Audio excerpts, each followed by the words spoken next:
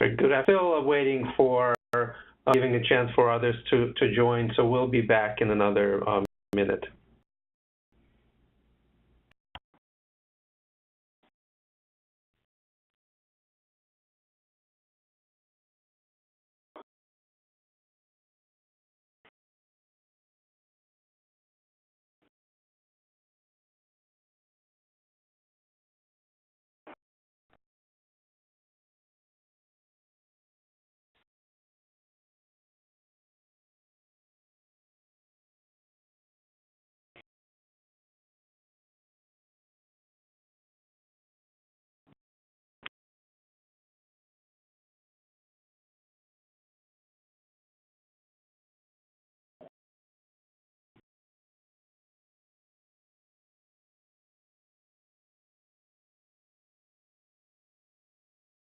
Good afternoon, everybody, and again, thank you for joining today's webinar on Adult BH HCBS Infrastructure Proposal Application Walkthrough. My name is Boris Vilgorin, and I'm with MCTAC.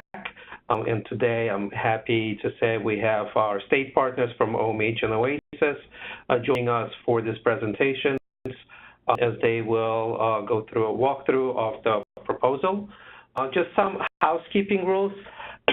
In case you haven't joined our webinars before, again, we encourage folks to use the chat option in the WebEx to submit questions, and we encourage you to do that throughout the presentations as they come up. We should be able to have some time at the end to try to answer as many questions as possible, so please feel free to send those questions. This presentation is being recorded, and so the recording and PowerPoint itself will be made available, and we'll make sure that we'll send that information out to all the participants for today's presentation. And so without further ado, I think I'll turn this over to our state partners. But before I do that, maybe go slide one back, just to quickly cover the agenda. Again, today's presentation is the overview of the initiative to increase the adult BH HCBS, the infrastructure funding, uses and exclusion, and the application step-by-step process. And of course, I mentioned there'll be a Q&A. And with that, I'll turn this over to our state partners to kick us off with this presentation. Great. Go ahead and mute. Let's see if we can unmute you. There you go. I just want to make sure everyone can hear us. Yeah. Okay. Well, I think you can hear. Can the participants hear? Hopefully, yes. Okay. All right. Good afternoon, everyone. This is Charlotte Carrito, Deputy Director for the Managed Care Division at the Office of Mental Health. And I really appreciate everyone coming on the line today to talk with us and just hear how we are going to be walking through a proposal for the Quality and Infrastructure Funds. We've been around the state doing some presentations on how the Recovery Coordination, also known as the State Designated Entity, the Quality Incentive Pool, and the HCBS Infrastructure Funds are going to work together to really help us get the adult home and community-based services off the ground. So we're very excited about these initiatives coming together to ensure that we can get individuals who are in the HARP and eligible for the behavioral health HCBS services into some of the new and innovative services that are available to them through their Medicaid HARP benefit. So, some of that we're hoping to accomplish as these initiatives roll out together is that we can achieve rapid access to the home and community-based services. We're really looking for comprehensive proposals.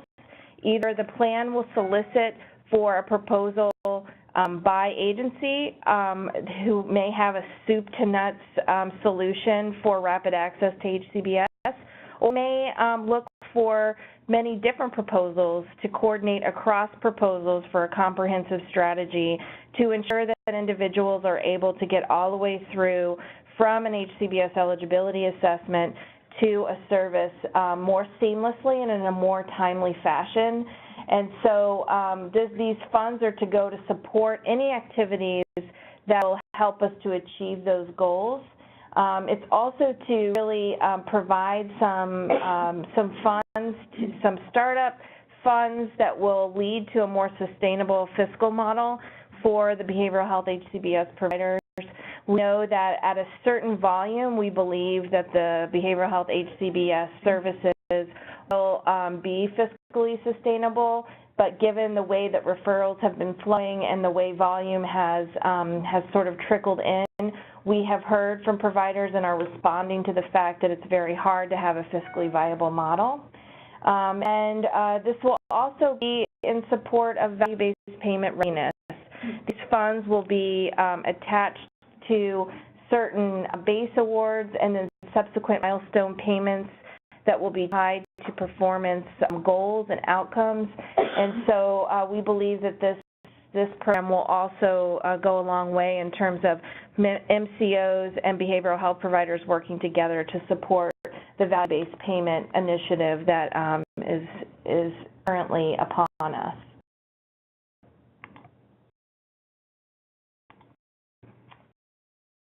So as I was stating, we have $50 million for the infrastructure program, which is going to be working in concert with the quality incentive funds and the designated entity, aka recovery coordination efforts that we have going on, to really be able to solicit and evaluate proposals to help us to meet the HARP membership needs for these services.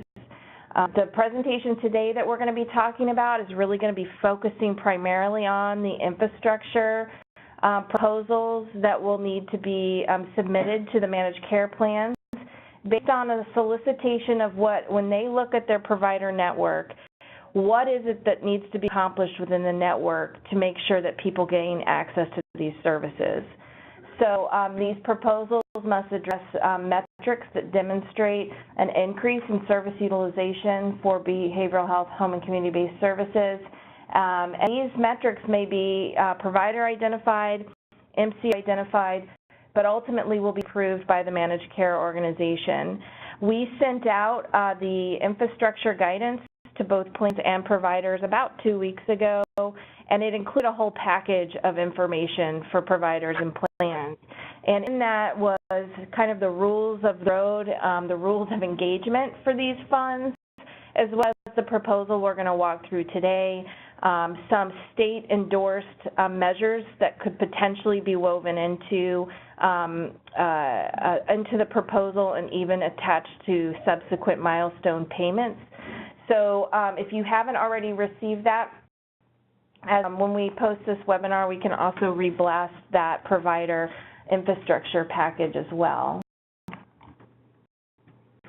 Providers that are going to be eligible for these funds are designated behavioral health HCBS providers, contracted recovery coordination agencies, health home care management agencies, and behavioral health IPAs, or entities who can provide targeted training around HCBS, recovery coordination, and for health home care managers. And so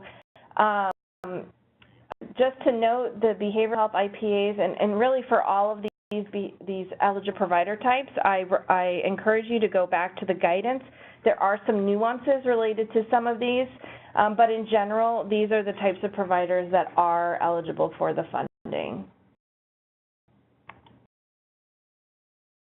As the infrastructure proposals are really a comprehensive strategy. The state has asked the managed care organizations to ensure that they are looking at their provider network, that they're doing a data analysis on where HARP individuals are in relationship to providers and in relationship to different parts of their catchment area, to think about what is the best strategy to make sure that these services are offered to individuals who are eligible. And so they will be looking, like I said, for a proposal that either comes in with soup to nuts, every piece of the workflow can be accounted for, or potentially many different proposals within their network that can be put together for a comprehensive strategy to get individuals to home and community-based services. Your proposals must demonstrate. You'll find in the proposal template when we walk through it in just a moment that we are asking providers to submit a sustainability plan. So at what point within your agency and at what volume do you need to be delivering home and community-based services to reach a level of fiscal viability once these funds are no longer available? So MCOs will be looking at those and working in conjunction with the state. If there are questions about whether or not the proposal comes in, would continue to be viable once this type of funding is no longer available. And it's important to note that state partners, particularly OMH and OASIS, will not be involved in the evaluation of the proposals, nor the funds flow that will be between the provider and the MCOs. We are certainly here for technical assistance and will be available to help the plans with any questions or comments that may come in, but ultimate decision making will be at the MCO level. And this, we recognize here at the state that this is a somewhat of a different type of, a different way of doing business than our providers may be accustomed to. Yet we also recognize that this really is partly how we will be moving forward in healthcare space for value-based payment arrangements and just how we will be moving now that our services are within Medicaid managed care. Some funding categories based on provider feedback as to what is really needed out in the field in order to make the home and community-based services effective and viable are how we developed the guidance and the program for the infrastructure funds. We heard from providers that it was critical that workforce development, that there be a way to support workforce development in the time in which the volume for HCBS services is ramping up. Outreach and education is still something that's very much needed, particularly for those individuals who are providing care management for people who may be eligible for these funds and or for what is coming online, which is the recovery care coordinators, making sure that they understand the service array and how the workflow is managed in order to get someone to those services. We heard from providers that capacity building and just member engagement overall is something that the system really needed in order to get these services off the ground.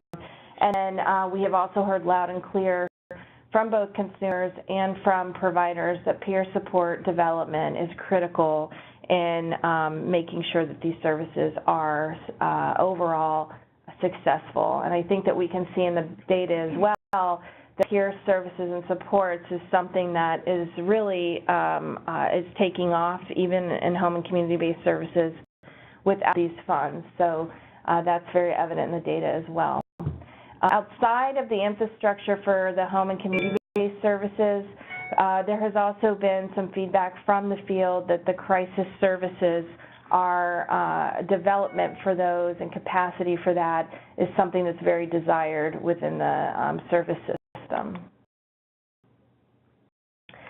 Funding exclusions for this infrastructure program. Funds not be considered to be awarded for proposals not addressing the increase in behavioral health, home and community-based services. This includes any training proposals.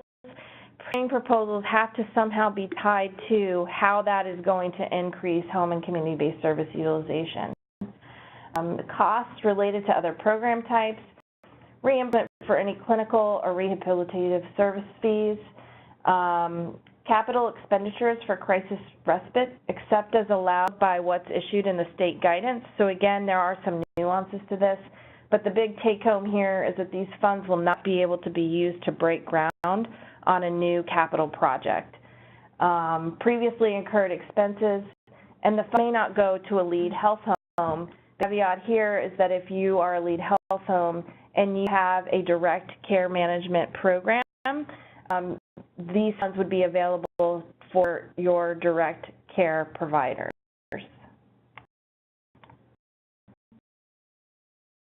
See here, the funding allocation and methodology was really based on the number of HARP enrollees by plan. So there was some question about, well, how much money did the plans get? It fluctuates because the HARP enrollment numbers fluctuate, but again, the take-home message here is if you have more HARP enrollment, you have HARP dollars for the infrastructure program. So this kind of gives you an idea of HARP numbers by county and by plan, so that you can see exactly where the HARP enrollment is in your catchment area, and it looks like that's just Do page 25. This is on the DOH website.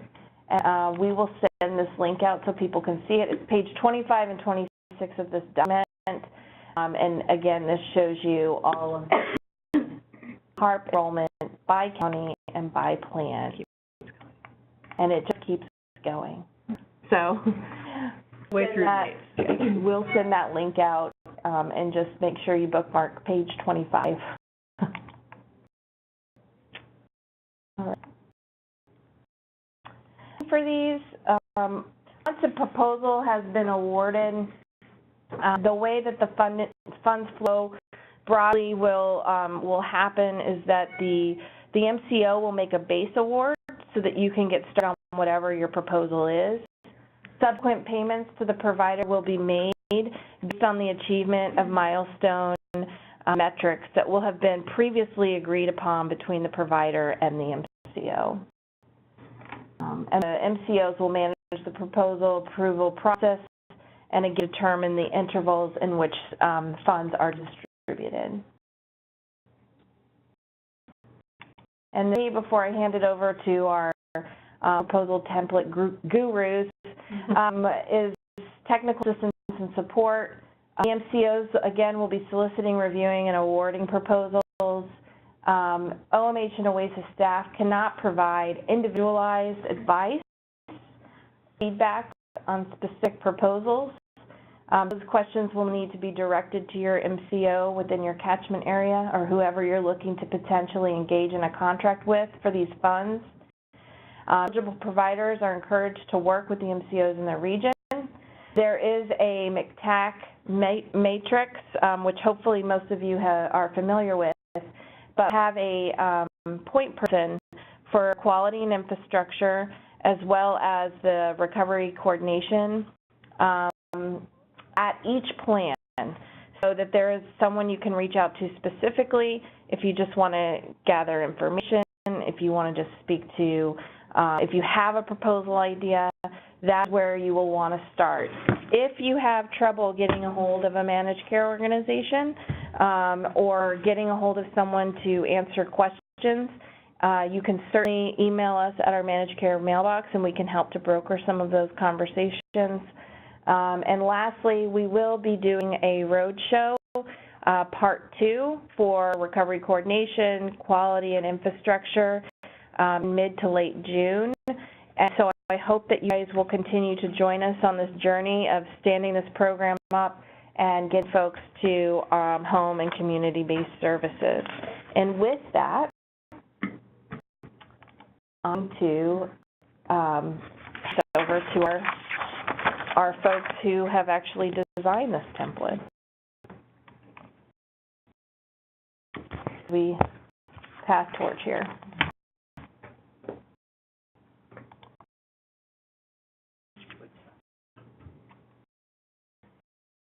Yeah, the screen. Did you share it? Share. No. Which draft? So. Okay. This is Katie Merrill from the Bureau of Rehab Services and Care Coordination, and myself and Claire Rudolph are going to walk you through the application template. So this is what you see when you pull up the application on our website or that was sent out by email. You have the instructions page. You have a checklist here for each of the forms that need to be submitted. If you click on the forms, these are actually links to the individual forms. I can't. I've the instructions.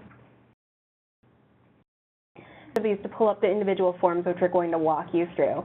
Now on this page you have forms A through F, and then you have Excel document A, which is the budget proposal itself, line-by-line budget, and that can open by clicking on the paperclip. As you scroll through, you'll find directions for each of the forms. As you go through the document, just make sure that you're consistently saving. All of the PDFs should save as a bundle, but make sure that that works on your computer. It works here at OMH to do it that way. The only thing you would need to save separately would be the Excel file for the budget template. Just as I said, the instructions, we're going to walk through each form, but if you have any questions as you go through the individual forms, it's always good to refer back to this and look at the details of what we're asking you to provide. So I'll turn this over to Claire with forms A and B. Hi everyone, this is Claire Rudolph. So Form A is our lead agency information form. I'll slowly scroll down. You'll notice the top box to right away we want you to identify if this is being submitted on behalf of a community-based behavioral health IPA. And we're going to be requesting some basic information on this form. We need one of these forms for every application, whether or not it's a single agency that has that soup to nuts comprehensive proposal in-house, or whether it's a proposal that's going to have multiple partners. There'll be one lead agency form for each of the proposals. I'm going to continue to just scroll down. I want you to identify, which MCOs you're going to be submitting this to. And again, you'll be having these conversations with managed care plans in advance to talk about what's needed in your area. I'd also like to know if this is going to be, if you're already contracted with more than one MCO, and to identify that here. Get back to Gary, go back to the list, please. Form B, you're going to need to fill out Form B. This is going to be pretty much the same basic background information as was on Form A, except we only need this if it's a proposal that's going to have multiple agencies working together. So if it's just the one agency that's that comprehensive proposal, then you just need to submit Form A. But for each additional agency that's working together in one proposal, each agency will need to complete a Form B. And again, it's going to ask for the same type of information, the same information as on Form A. And we're going to go back. This is Katie again. Now, with the partner agencies, if you're in a behavioral health IPA that's submitting an application, then the lead would obviously be the IPA, and then your partner agencies would be identified within the IPA. You can submit an application, though, outside of an IPA in partnership with other agencies, and you would just need to identify who the lead is for that proposal and then who the partner agencies are. Within the guidance, you'll find the rules for if some of the members are part of an IPA, they would need to submit the letter of acknowledgement, and that's for any agency that's submitting for infrastructure funds outside of their community-based behavioral health IPA. So it's really important to make sure that you know exactly how you're submitting this if you're doing it in partnership with other agencies. Form C is where we have the proposal overview. You're going to identify whether you're submitting for access and infrastructure development or crisis services development. You could submit both in a single application or just one or the other. we ask that you estimate the number of HARP-enrolled individuals for the specific MCO that you're submitting this application to that are going to be served under this proposal. And this is going to be additional HARP members. So if you're submitting to Plan A and you're already serving 15 of their members, but you're going to expand and be able to serve 15 more, then you would select 10 to 25. Now, in the proposal overview, you're going to tell us about the barriers that you've encountered with the HCBS implementation to date. So that could be anything from trouble identifying and recruiting qualified staff. That could be low referral volume or a high no-show rate among HARP members. You're going to just outline all of those barriers that you're seeing in your community. And then tell us briefly how this proposal will address those barriers. You need to keep in mind conflict-free care management. So if you are a single agency submitting a comprehensive proposal, then you need to tell us how conflict-free care management will be ensured in your agency. And then you're going to also include a plan for collaboration and engagement of stakeholders. And this is particularly important if you are submitting a single agency proposal. You need to tell us how you're going to engage the MCO, how you're going to engage outside care management agencies or recovery coordination agencies, outside HCBS providers, and training entities. So this is the broad overview where you're really just identifying those barriers and what you're going to do to address them, and the coordination between agencies. And then Form D will go into more detail. Okay.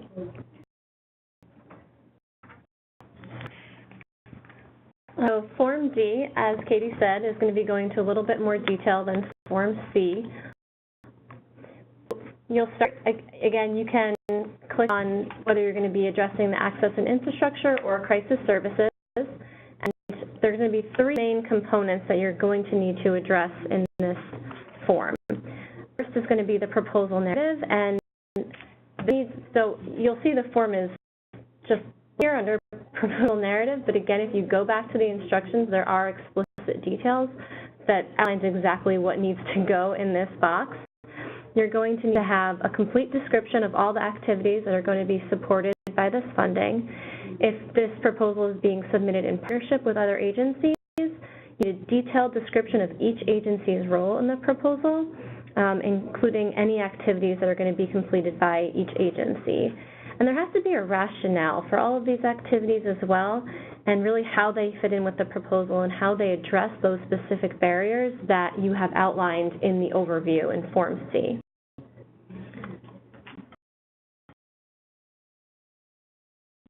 In the measures, so we discussed earlier, and again, for some ideas, we have some state-endorsed measures listed in Appendix C in the guidance, although you are welcome to think about other metrics that might make sense for your proposal. But this is how you'll list some specific outcome metrics or deliverables that are specific to your proposal. These metrics and deliverables have to clearly and directly relate to an increase in behavioral health HCBS utilization. And each deliverable has to include a time frame and a target date for completion. So we really want you to think about the smart deliverables here to make sure that you're really going to be able to accomplish an increase in behavioral health HCBS utilization. And finally, there's the budget narrative section. So here is where you're going to need to describe how all of the funds that you will request in the budget form, which we'll go over in a minute, kind of outlining what you're requesting, the proposed expenditures, and everything that you're going to be including in that budget proposal. You can use this space to provide cost projections based on previous experience as well. Again, you're going to need to click on top whether or not you're filling out for the crisis or access and infrastructure, and if you're going to both, you just need to make that clear here. Next. Okay, and then Form E, this is where we have the sustainability threshold. So you're going to, again, tell us what kind of proposal you're submitting. You're going to list the one-time fixed expenses. And these are expenses, things like the renovations or minor repairs that are needed to a physical space, perhaps a technology upgrade or a software upgrade, really things that you will only need up front and will not be an ongoing expense for HCBS. You need to calculate that total amount, and that amount will not need to be included in your sustainability threshold. All the other funding, however, does need to be accounted for, and you need to show how it will be sustainable after this funding is used up. So for you to estimate the number of unique HARP recipients or HCBS recipients that you will need to serve per calendar year in order to meet the sustainability threshold as defined in the application instructions. So that's the number of people that you need to serve in order for the activities, processes, and staffing included in the proposal to continue beyond the funding period. It will be calculated at the 100% state rate, which you can find on the fee schedule, and it does not include the one-time fixed expenses, as I said. Then Part D, this is where you're going to show your work. So once you have that number, which could be very different for different agencies, smaller agencies might say we can sustain serving 20 members in peer support, and that's all that we can do, and that's sustainable, and we can do that at the 100% rate. Other agencies may say we need to serve 500 members across 7 services in order for this to be sustainable at our agency. And that's fine to have those differences. You just need to explain your rationale. So show us your work. You need to understand your costs for these services, and you can use historical data to support the calculation. So you might, for instance, know what your no-show rate has been historically and how that contributes to your costs. You might have staff salaries already figured out from the previous year. You can use that information to develop your sustainability threshold. It's just important that you really know how much these services cost to deliver and that you can make it work at the 100% rate for HCBS.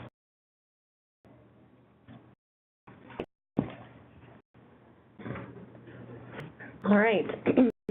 Provider Attestation Form F. This one is easy to fill out, but it's very important that we definitely encourage you to read it in full, but I want to draw your attention to points 4 and 5, which are critical here, and we're basically asking that you don't double dip. We need to make sure that any of the services that are going to be delivered using these funds are not also receiving payments from other proposals or any other source of funding. So we need to make sure that this is the only funding for the activities that you're outlining in your proposal. And we need to make sure that one of these forms is filled out for each provider agency in the proposal. So if there's, again, just one agency that has a comprehensive proposal, we only need one. If there's multiple providers going in together, each one is going to need to fill out this form. And it's really critical that the form is completed by an individual with the full legal authority to sign this form and execute this attestation. So it might be the executive director or their designee. And now I'm going to pull up the budget proposal.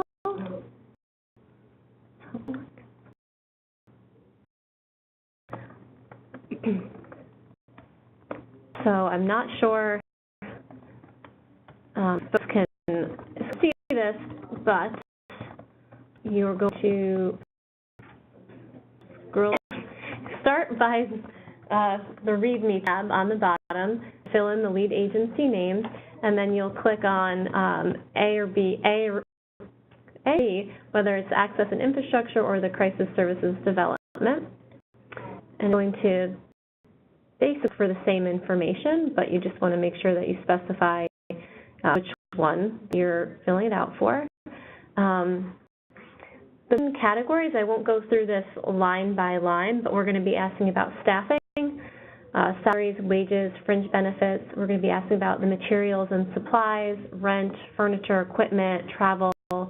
Basically, a pretty typical budget template. And once you kind of fill out each line, the totals should automatically update as well. which is helpful. I think I'm going to make sure that you fill out, look at the tabs, start with the README tab, and click on tab A or B based on whether you're going to be access or the crisis little category.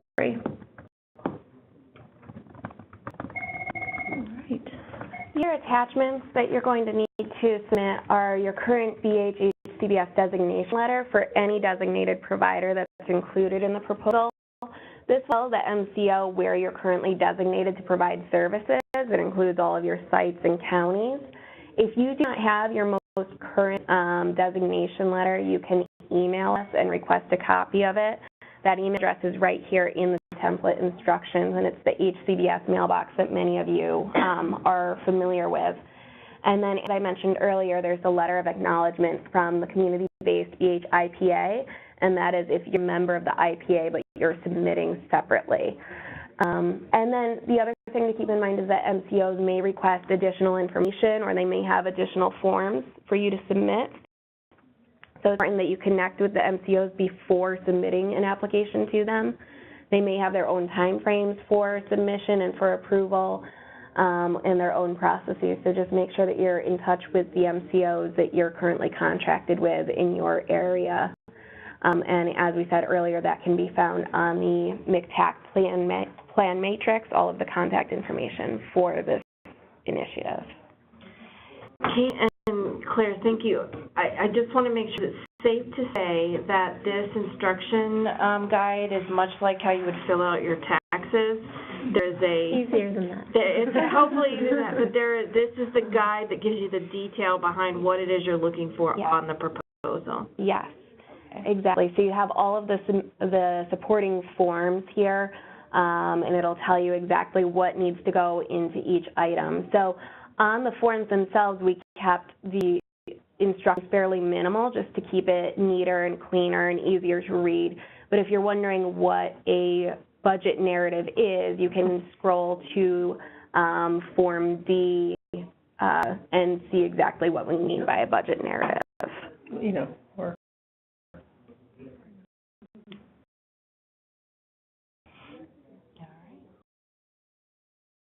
Okay. It concludes our information to folks, so hopefully now we can open it up to questions from providers. Excellent. Thank you, Charlotte and Katie, the team. So we have received a number of questions, and so I'll be going through those questions right now. Let's start. Just quickly organize this. All right. In no particular order, HCBS marketing costs an allowable expense?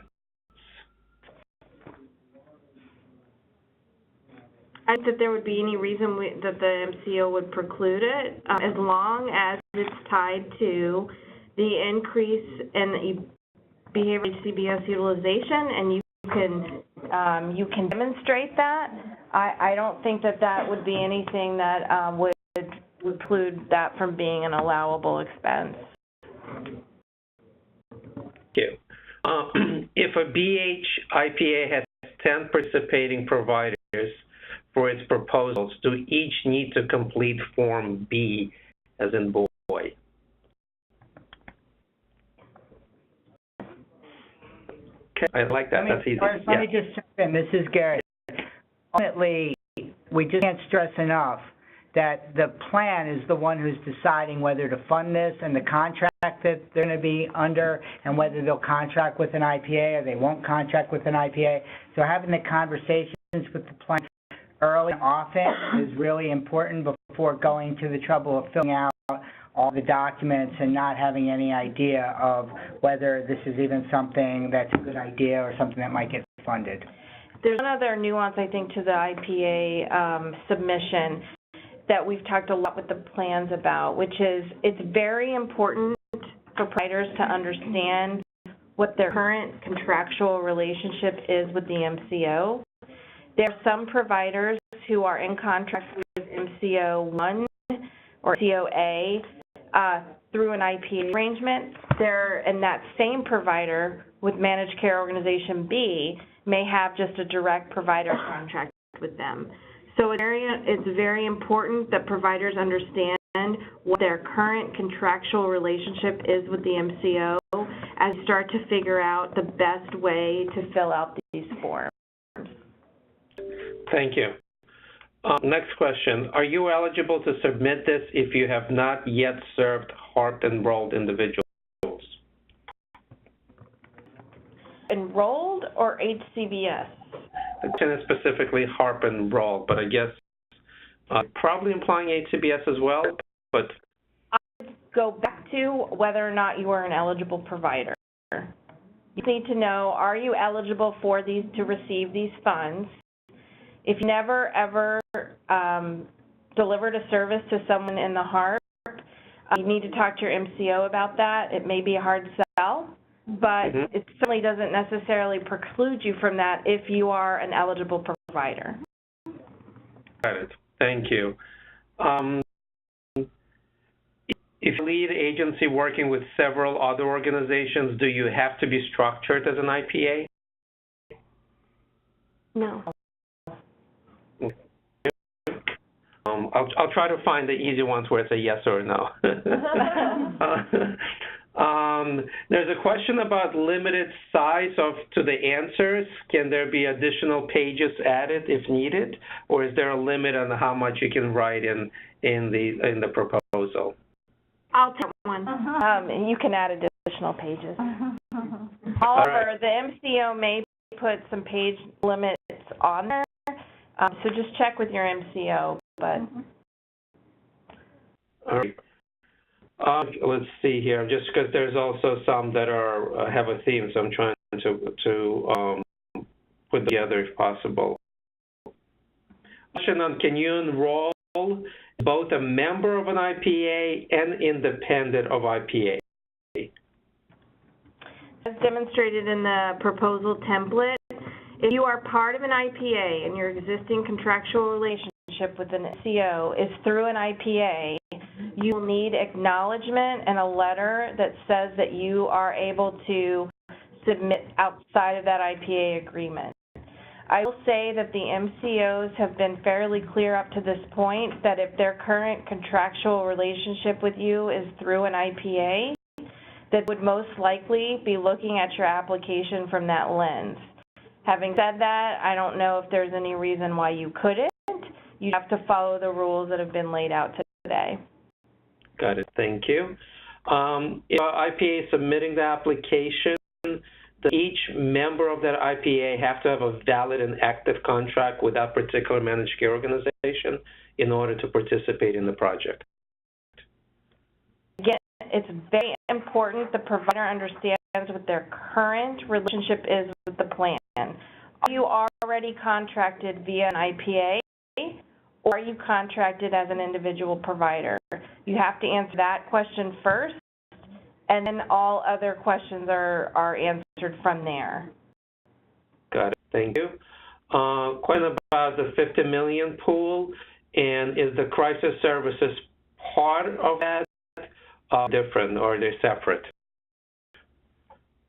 Categories that were laid out, whether it's infrastructure or crisis respite development, it's all under the same $50 million. In regards to the budget, are we allowed overhead in the budget? Allowed any activities that will increase the behavioral health HCBS utilization within reason, as long as it's not in the funding exclusion. So if it's accounted for under another program type or other service fee, the answer to that is no. If it is something to support the activities of the proposal, then you can make a rationale for it. Okay. A couple of questions on the roadshow that was mentioned, and I think I can take that one. The roadshow that was mentioned during the presentation, you should be seeing something about hopefully tomorrow, if not Friday latest. Again, looking to do part 2 of the show together with our state partners, Big Tech, mid and June, so that should be coming shortly to a place near you, hopefully. And the link also, there's a question about the link on the HARP enrollment numbers. As we mentioned during the presentation, we'll be sharing that as well, especially when the slides become available. So I wanted to there were a number of questions around that. And the question is, can you request funds from multiple MBOs? You can submit multiple proposals. What it is you have to be very careful about if you go that route is to ensure that there is never going to be duplicate payment of the same activity. So you'll see in the proposal that it will say, have you submitted this proposal to other plans? If so, which ones? It's very important that you fill that out accurately because it is on the onus of the provider to ensure that you are not redeeming funds through a proposal for the same activity times 2. Thank you. A couple of questions on deadlines. Are there any particular deadlines to submit these proposals? So the plans should be in the next 2 months. Again, the plans will be soliciting proposals. So I would be in touch with your MCO during the road shows that are going to be coming up. We will have a panel discussion where we'll have representation from every managed care organization. And we're going to talk about where they are with proposals, if they already have issued a proposal solicitation, or whether they're in the process of. So I think that over the next 2 months, the provider community will be known what the MCOs are looking for. At this point, we don't have a deadline as to at what point solicitations need to be out there. I think that each plan will have a slightly different time frame depending on what's going on in their behavioral health network, what part of the state they're in. So there's a lot of variables in terms of the time frame. There is one deadline that everyone should be aware of, which is that all of these funds have to be under contract with managed care organizations as of March 31st, 2019. That does not mean that all funds have to have been distributed. It means that there has to be a tag on any one of these $50 million. And if not, the state will then take that money back and see if we need to do a round 2 of this or what needs to happen from there.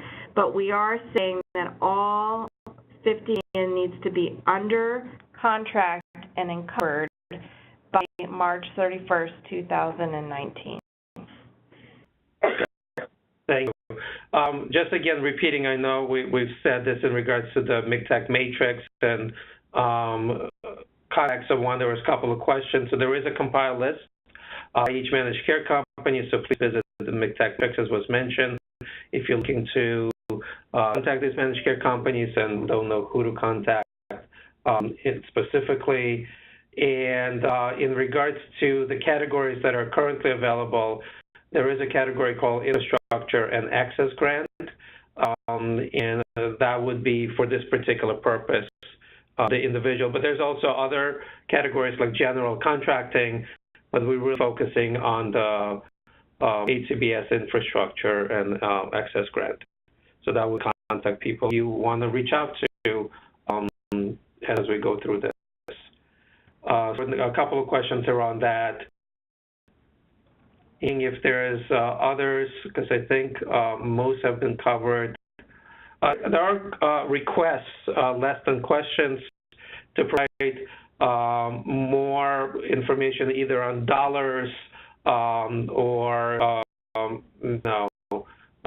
breakdowns of who were assigned what dollars specifically, either by county, region, and or managed care. So again, it's not a question per se, but there is a number of requests. So I'll address that though, because I think that is important. There is no, at this point, we're not looking at any regional allocation of dollars. It is by the managed care catchment area. So again, they get a sum within their premium that gets allocated over time. It will reach a growth point of $50 million, and it is based on the number of HARP enrollment. So again, if you have more HARP enrolled, you have more dollars. It fluctuates slightly because HARP enrollment fluctuates. But it is not based on region or county. It's been the MCO's catchment area. Got it. Great. Thank you. And I think it's also, there's a couple of questions on this and important to mention. Not be waiting for the managed care to contact them. They can go ahead and reach out to them directly. Is that accurate? Absolutely. I mean, I think that there are providers out there who have some really innovative ideas about this money. I mean, we heard that in the roadshow. And so if you have an idea, I would suggest reaching out and pitching the idea. And if you're looking for partners in executing that idea or that vision, the MCO may be able to assist in that. So I think, the MCOs are tasked with coming out with solicitations, may even be reaching out to providers directly based on what their network, what it's looking like in their network based on the data and who's providing services and where HARP individuals are today. But we really envision this as sort of a bi-directional conversation that can start in a lot of different, either from the MCO side or from the provider side. Thank you for that answer. And question on this funding lasts through, so it was mentioned about 5 quarters. Is it from April 1st of this year or from the date funds are awarded? I'm sorry, the first part of the question again? Sure. Does the funding last for 5 quarters from April 1st or from the date the funds were awarded? Funding, again, has to be encumbered by March 31st, 2019. All funds need to be distributed by March 31st, 2020. The funds, there's the life of the funds is around 2 years. Got it. Great. Thank you. And just being mindful of time, probably have a couple of more questions left. Can you submit for both infrastructure and crisis? If what the network needs in that catchment area and the MCO is soliciting for both of those pieces, absolutely. Got it. I think, kind of going through the questions and being mindful of time, I think that was our last question. We might have not, I think we answered all of them in one way or another, or most of them. I do want to say thank you again to our state partners for the presentation. And again, remind folks that we will be out there doing these in-person presentations, as we mentioned. So look out for the announcement in a day or two. They will be happening mid to end June. And as I mentioned, this is recorded, so we'll be making this available together with the presentation. And any last words from our state partners before we sign off? Looking forward to it. Same here. Again, thank you, everybody, and thank you for within the team, and hope everybody have a great rest of the day.